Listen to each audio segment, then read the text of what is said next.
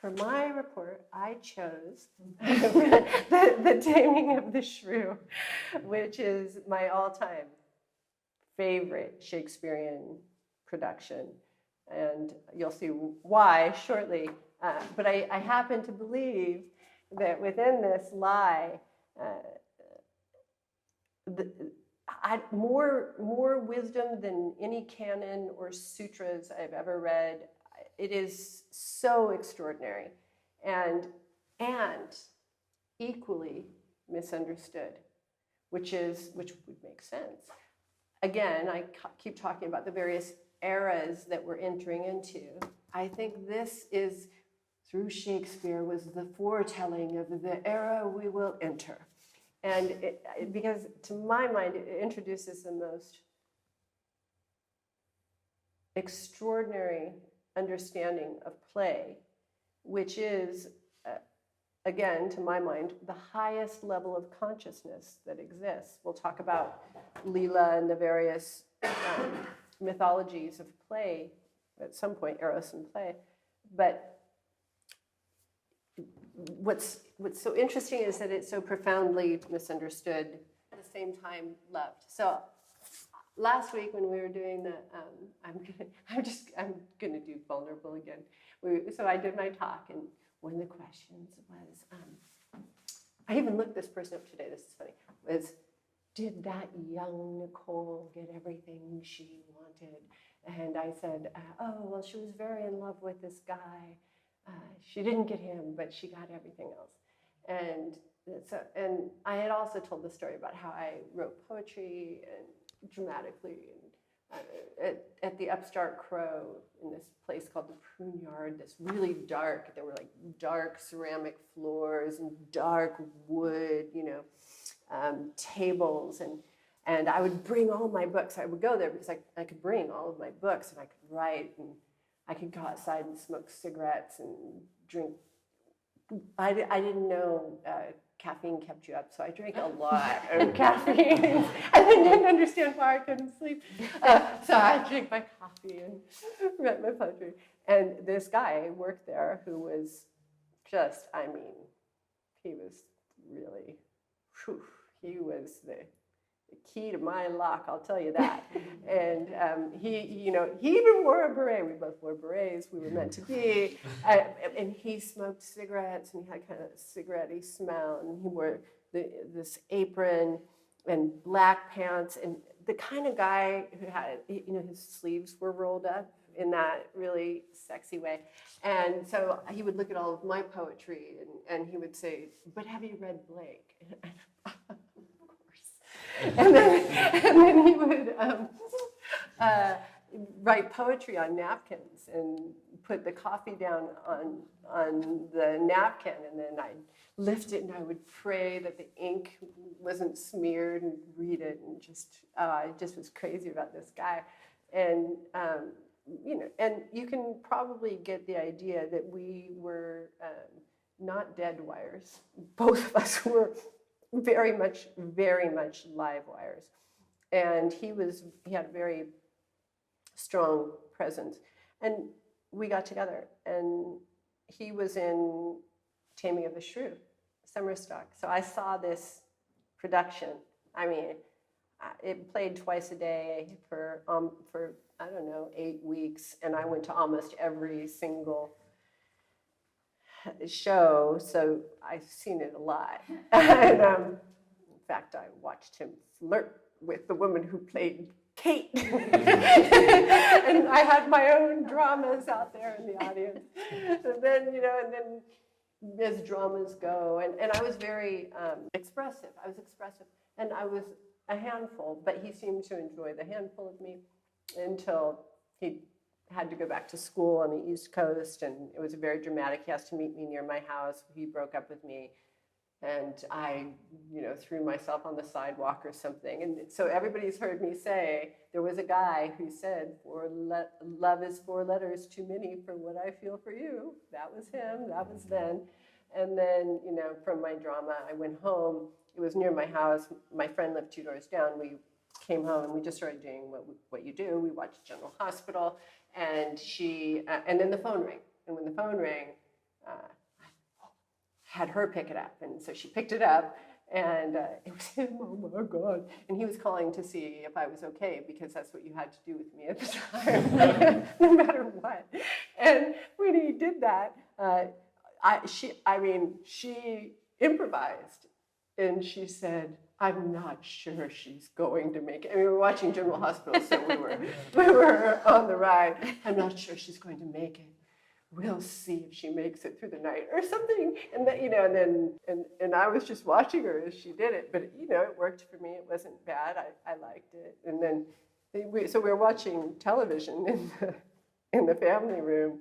And we hear, and then a park. And then we hear, and then we see somebody looking in my window. And we're just sitting there in our sweats watching General Hospital, and it's him, terrified that I, slit my wrist or something dramatic. And then, anyway, the last thing he said to me was, you're worse than Kate in Taming of the Shrew. So that's my introduction to the play itself, which is, right? But we ended up talking at 21 when my mom called him and said, will you come? So it worked out, and it didn't work out, but it worked out as those things do. Let's talk about the play itself. There's a wealthy merchant, and his name is Baptista. He has 2 daughters. One is named Bianca. She's the fair maiden, the demure one, the sweet one. And then there's Caterina, and she is the wench and the shrew. So in this story, that's the first one is actually the beginning version of her. And there's these 2 sisters, obviously. She's the more challenging one. And Lucretio falls in love with the fair sister. But they've all heard that the father has said that no one will marry the fair sister until Catherine has been married off. 2 men are in love with her. One is a kind of meek guy, right? And then the other is a wealthy older guy who's just dazzled by her play, her expression. And those were you saw how she responded to that. And she will not be tamed. And but then, dun, dun, dun, dun, there's a swarthy man named Petruchio. And Petruchio sails into town, and when he sails into town, he says something on the order of, I wouldn't mind having some wealth. And it's been said that anybody who marries her will get this dowry, and he decides then and there that he will marry her. And then he sees her, he meets her, and he says to the father, I will have her, she will be my wife. And they go to get married. When they go to the chapel, he doesn't show up. But then he shows up late, and he shows up just dressed as a fool, and she's embarrassed. But alas, they still get married. So they get married, and he says to her, I will tame you. And remember, this is somewhat controversial in our culture. I will tame you. And then he then from there he does. And how he does this is he won't let her eat or sleep, and he won't give her any of the luxuries that she's accustomed to. And so after 4 days, he says, what you just heard, the version of what you've just heard, he demands that she sees things the way he does. That's the demand.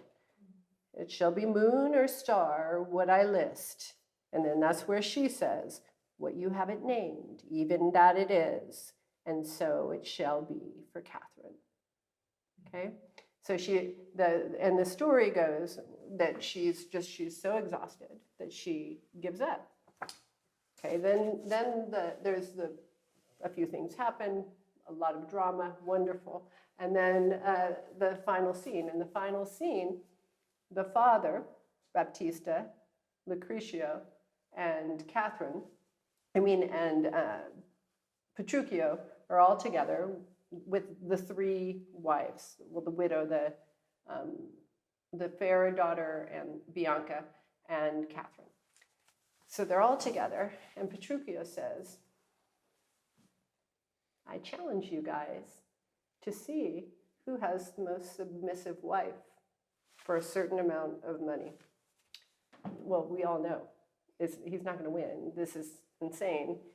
So during this time, though, it's important also to understand the fair sister, Bianca, and Lucretio have run off and gotten married, and they've come back, okay, without the father's permission. So all three are together. The father calls out for the widow. She doesn't come. Then Lucretio calls out for Bianca. She doesn't come. And then Petruchio calls out for Catherine, and Catherine not only comes, but she comes in all subservience, and in that subservience gives a lecture on the power of being a subservient woman. How about that? I wish you guys online could see, because every face I looked at just went. I'm not sure how this fits into a story that would be here on the Eros platform.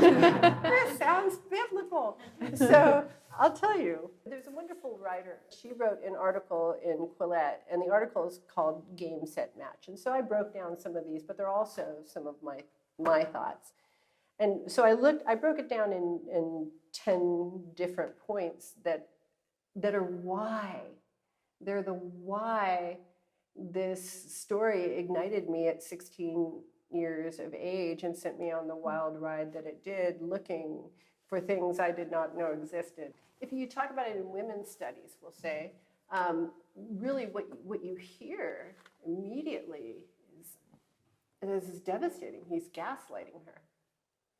He's a narcissist. This is misogyny. This is the patriarchy at its worst. How could he do that? He's grooming her. It's horrific. And I think that we might begin to see it differently. So one of the ways that the author, and I'll give you her name at the end of this, one of the ways that she writes about this, which is so lovely, is she says, one of the points is, he's offering her a magic circle, a space for play. If viewed as this is her language, if viewed as a pert invitation, Petruchio's outrageous claims may seem not an attempt to get her to question reality, but to enter into imaginative play with him. Petruchio wants to pretend with Kate. The last thing on his mind, on his interpretation, is to control her perception of reality or her will. His desire is instead to bring her into a sort of magic circle, a space made for him and for her where they will play together, see the world as one, and laugh about it. Their marriage is to be an inside joke. Their marriage is to be an inside joke. So we talk a lot about intimacy and the amount of intimacy that one could experience were they in this deep relationship here, together performing out here, would be profound. It would be all the more salient. And in all mystical traditions, there's a secret level. The secret level is the most fertile level. It's hidden. And so it's almost like the most ripe fruit that's hidden. The sweetest berry is in that hidden place. But they're colluding together for that. Okay, number 2. I saw a woman playing. I saw a woman daring to be in her full expression, but also in her full jousting capacity. And if you look at it in a funny way, she doubles him. So he issues the first order, I say it is the moon, well then it is the moon. But she has to play the straight man to his initial lob with as dry a humor that might be mistaken as actually being seen as dim. And I think that is really important, especially because it speaks to the example. She's one of the few examples of a woman who I think presents as self-possessed, which is so funny that it's so controversial in the humanities department. But because the amount of confidence and self-possession that you would have to have in order to play that counterpart, in order to meet him, incredible, right? And skill. When he isn't joking about is that he needs the wife to get the joke. So he says, he has her see this old man as a young virgin. So she goes up to, she goes up to the old man and says, young budding virgin, fair, fresh, and sweet, happy the parents of so fair a child, happier the man whom favors stars, allots thee for his lovely bedfellow.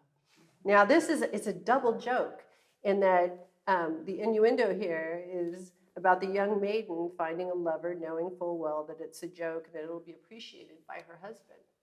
So she's making a joke for him while in this really uncomfortable situation. Can you imagine doing that? The amount of improv that they're living in. So she's lost none of her verbal virtuosity. What you're seeing is not a woman gaslighted, but a woman in her pure genius. And then Shakespeare gives her a new word. So she says, she realizes, oh no, it's this old man.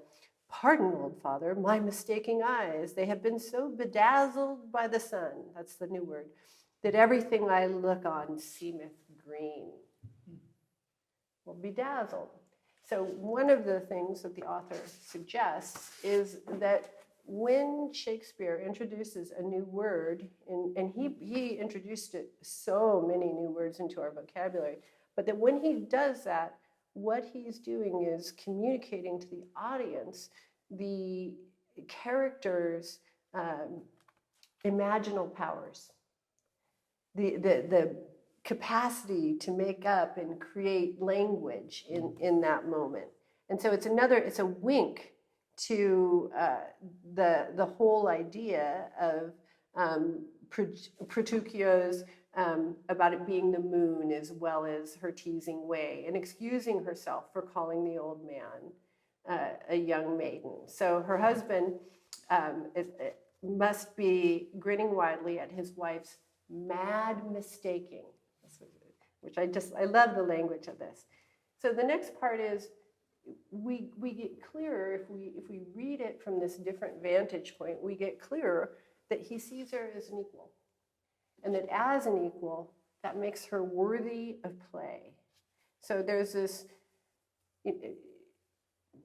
that one moon line is very controversial around. So, but what this author says is that through a fog of prescription and proscription that renders all dreary and muted, if there is gaslighting going on, it isn't being done by Petruchio, which I love. It speaks to her power. So our culture conditions us to think in relationships must be ethical, by which we mean egalitarian, which turns out to mean a quality that is hard to distinguish from flatness. So then the next part is, and I love this, he wants a partner in crime. That's what he's looking for. And so he says, and good morrow, Kate, for that's your name, I hear. And so her response then is, well, have you heard? But something hard of hearing, they call me Catherine, that do talk of me. And then his response, he calls her Kate 11 times.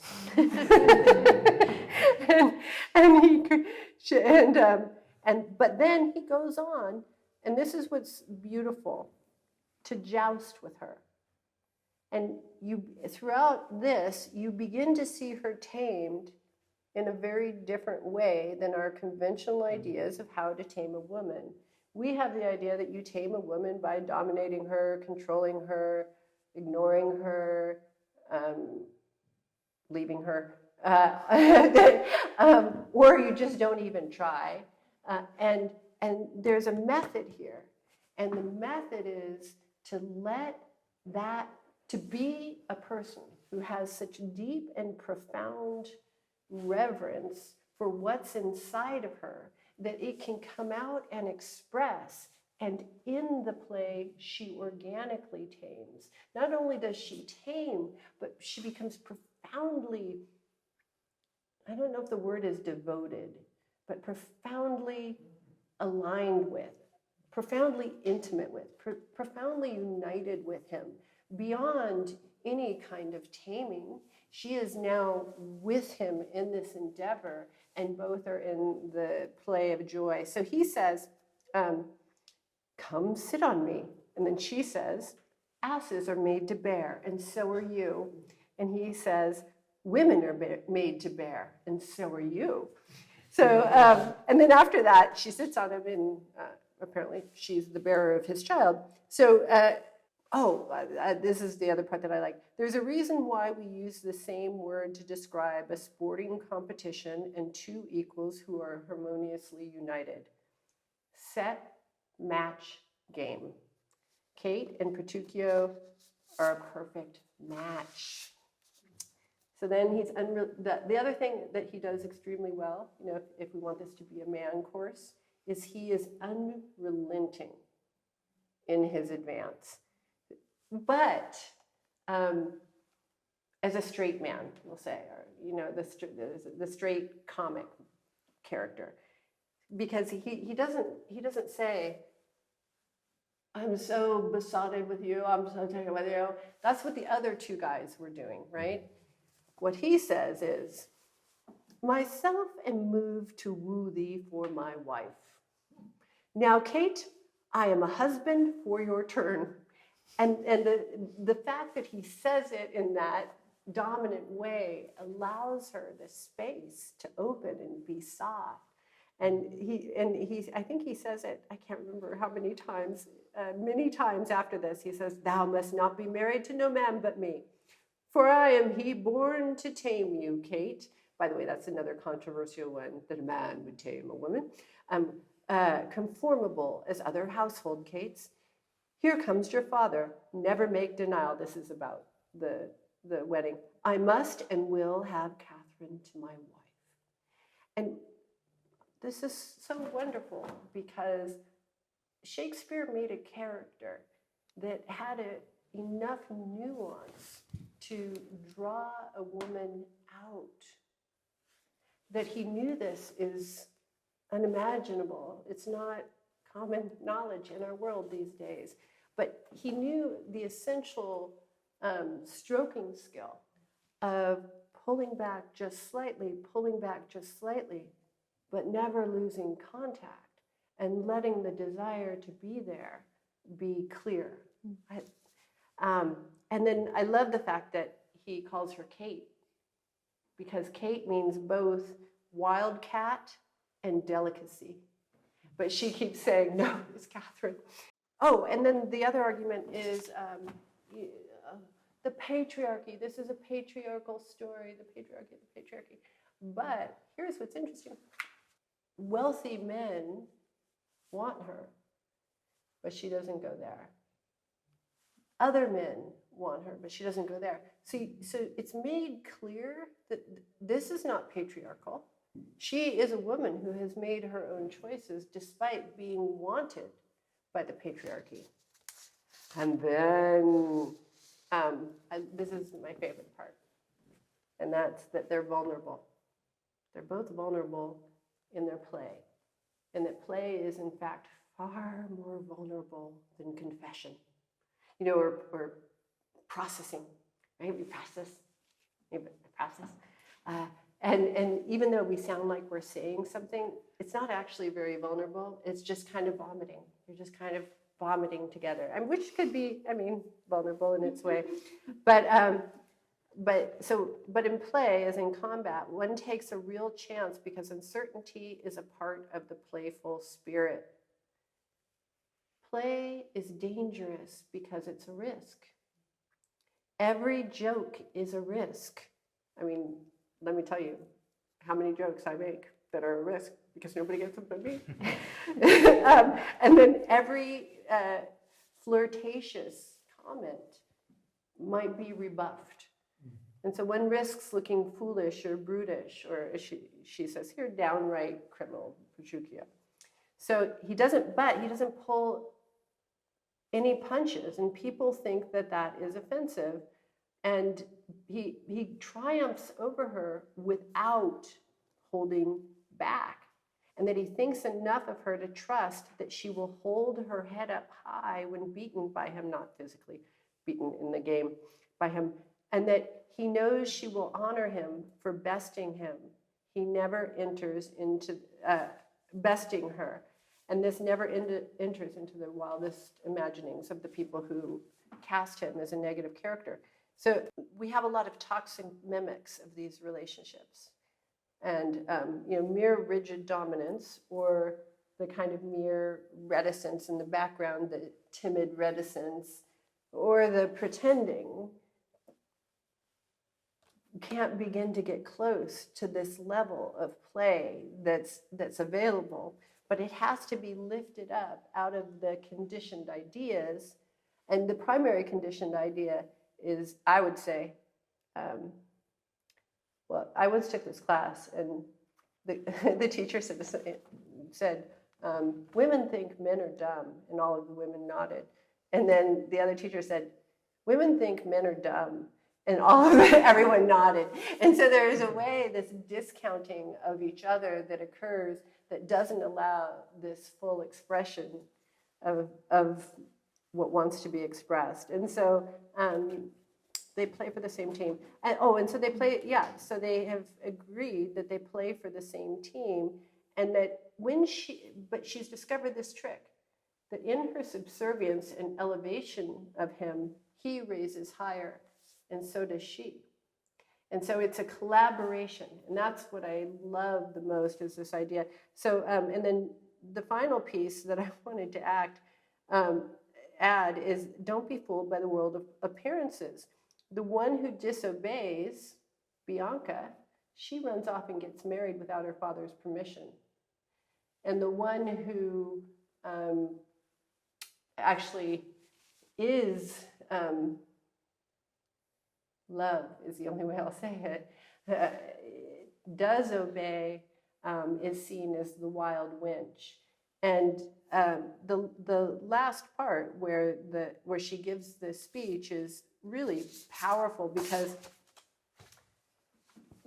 you see kind of the state of relationships in that final portion. What you see is these two men with these women who won't come, who they married because these women were so obedient, and then the man who dared take on the wild woman, who is now his partner. And the last line, the very last line of the play is, come now, I think it's come now, Kate. Oh, come, Kate, well to bed.